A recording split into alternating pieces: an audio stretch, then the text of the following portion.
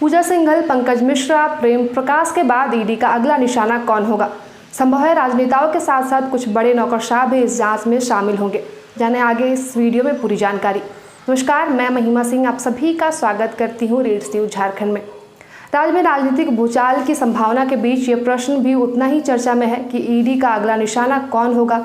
पिछले कुछ माह से सक्रिय ईडी ने आईएएस पूजा सिंघल, मुख्यमंत्री हेमंत सोरेन के विधायक प्रतिनिधि पंकज मिश्रा के बाद अब सत्ता शीर्ष के एक अन्य करीबी प्रेम प्रकाश को गिरफ्तार कर लिया है। हेमंत के प्रेस सलाहकार अभिषेक प्रसाद और पिंटू से पूछताछ हो चुकी है और कोलकाता के एक कारोबारी अमित अग्रवाल को जांच एजेंसी ने तलब किया है। भाजपा का दावा है कि राज्य की नौकरशाही के स्थानांतरण से लेकर बड़े टेंडर के प्रबंध में इन्हीं की मर्जी चलती है और यह वर्तमान में हेमंत सरकार के परिवार के सबसे बड़े फंड प्रबंधक हैं।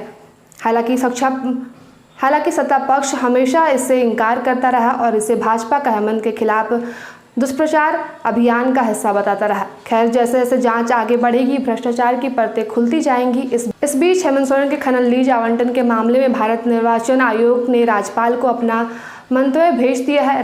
चर्चा है कि आयोग ने खनन मंत्री रहते हुए खुद को लीज आवंटित करने के हेमंत के इस कृत्य को अनैतिक माना है और उनकी विधानसभा सदस्यता रद्द करने की सिफारिश की है। उम्मीद है राज्यपाल रमेश बैस शुक्रवार को इस पर अपना निर्णय देंगे। राज्यपाल के निर्णय के बाद राजनीतिक हालात जो भी बने, फिलहाल झामुमो और उनके सहयोगी कांग्रेस व राजद के नेता मजबूती से हेमंत के पक्ष में खड़े हैं। बहुमत भी उनके साथ है। ऐसे में अगर केवल हेमंत की सदस्यता रद्द होती है तो शायद ही गठबंधन सरकार पर कोई बहुत बड़ा संकट आए।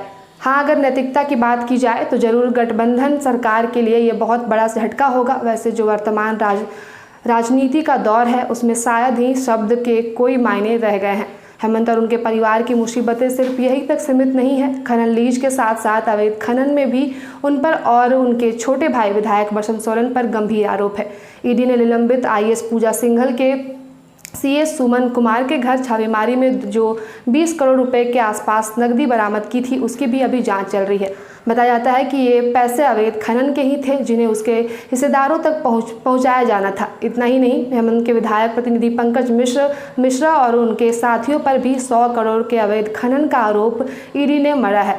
इसके तार भी मुख्यमंत्री आवास तक से जुड़ते दिख रहे हैं। मनरेगा घोटाले से शुरू हुई जांच अब अवैध खनन, नौकरशाही के हस्तांतरण में पैसों के लेन देन सहित टेंडरों के प्रबंध तक पहुंच गई है। मुख्यमंत्री के प्रेस सलाहकार पिंटू से भी कई दिन लगातार पूछताछ हो चुकी है। उन पर गिरफ्तारी की तलवार लटकी हुई है।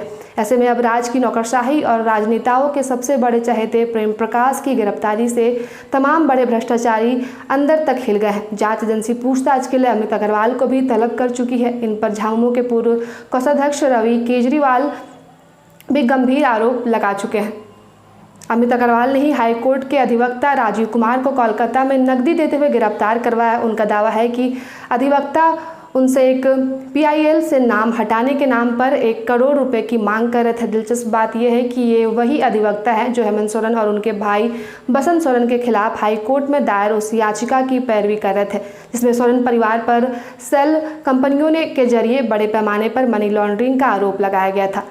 सब कड़ियाँ एक दूसरे से जुड़ती जा रही हैं। भाजपा का आरोप छोड़ भी दे तो ये सच है कि अमित अग्रवाल का गठबंधन सरकार में सिक्का चलता है। जब उनसे पूछताछ शुरू हुई तो कई और बड़े खुलासे होंगे। संभव है राजनेताओं के साथ साथ कुछ बड़े नौकरशाह भी इस जांच की आंच में झुलसे। भाजपा के हेमंत और उनके परिवार पर हमले बढ़ते जा रहे हैं।